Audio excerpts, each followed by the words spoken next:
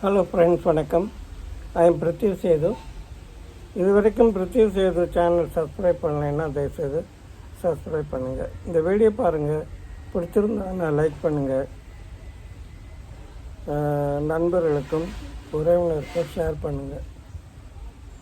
அதாவது தேர்தல் ஆணையம் என்ன செஞ்சுருக்குன்னா, இந்த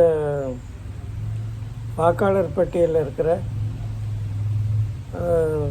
பேரெல்லாம் சரி பார்க்குறாங்க. அதில் இவருக்கு மண்டல் கொடை இது யாருக்குன்னா ஸ்டாலினுக்கு. எப்படி இந்த வேலையை தேர்தல் ஆணையம் செய்யலாம்? இது பிஜேபியும் அதிமுகவும் வெற்றி பெறணுங்கிறதுக்காக தேவையில்லாத வேலை பண்ணுறாங்க. மற்றபடி இது நியாயமான நடத்தியான்னா இல்லை அப்படின்னு சொல்லியிருக்கிறார். அதாவது 1951 2004 வரைக்கும் தேர்தல் ஆணையம் ஒவ்வொரு 5 வருஷத்துக்கு ஒரு தடவை அல்லது எலெக்ஷனுக்கு முன்னாடி என்ன செய்வாங்கன்னா, வாக்காளர் பட்டியை சீர்திருத்துவாங்க. இப்போது 2004 வரைக்கும் தான் பண்ணியிருக்கிறாங்க. 2004 25 வரைக்கும் கிட்டத்தட்ட 21 வருஷமாக எந்த ஒரு திருத்தமும் செய்யலை. அதனால் என்ன செய்கிறாங்கன்னா, திருத்தல் பண்ணுறாங்க.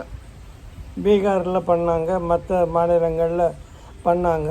அதே மாதிரி தமிழகத்துலேயும் பண்ணிகிட்ருக்காங்க, பண்ணுறதுக்கு ரெடி பண்ணியிருக்கிறாங்க. இது இவருக்கு கள்ள ஓட்டு போடுறதுக்கு ஐயா ஸ்டாலினுக்கு குறுக்க நிற்கும் அப்படின்னு நினைக்கிறாரா என்னன்னு தெரியல. உடனே என்ன செய்கிறாருன்னா, இது தவறான ஒரு செயல். இது பெண்களையும் சிறுபான்மையர்களையும் வாக்காளர் பட்டியலிருந்து நீக்கிறதுக்காக நாடகம் அப்படின்னு சொல்கிறாரு. இதே ஸ்டாலின் தான் 2016 ஜெயலலிதா அம்மா இறந்த உடனே ஆர்கே நகரில் இடைத்தேர்தல் வரும்போது என்ன சொன்னார்னா, இதில் வாக்காளர் பட்டியலை சீர்திருத்தணும், அதை செக் பண்ணணும் அப்படின்னு சொல்லி கூப்பாடு போட்டது இந்த ஸ்டாலின் தான். அது மட்டும் இல்லாமல் என்ன செஞ்சாருன்னா, நீதிமன்றத்தில் வழக்கு தொடுத்தார். இந்த வாக்காளர் பட்டியலை என்ன செய்யணும்னா சீர்திருத்தணும்னு சொன்னார். அப்படிலாம் சொல்லி போட்டு இன்றைக்கி இது தேவையில்லாத வேலை, இவங்க ஜெயிக்கிறதுக்காக பண்ணுறாங்க அப்படின்னு சொன்னால் மக்களுக்கு புரியாதா என்ன? அதாவது நீ ஒழுங்காக ஆட்சி பண்ணியிருந்தேன்னா எந்த பயமும் தேவையில்லை. நாங்கள் இதை செஞ்சோம் அதை செஞ்சோம், மக்களுக்கு நல்லது செஞ்சுருக்குறோம், எங்களுக்கு ஓட்டு போடுங்கன்னு கேட்கலாம். எதுவுமே செய்யலை. வந்த உடனே 2021 கோயில் பூரா இடித்த இந்து விரோத திமுக தான், அதில் சந்தேகமே கிடையாது.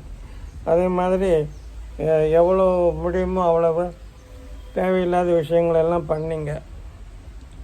அப்படி இருக்கும்போது இப்போ வாக்காளர் பட்டியல் சீர்திருத்தம் கூடாதுன்னு சொன்னால் உங்களுடைய எண்ணம் என்னங்கிறது நமக்கு புரியுது.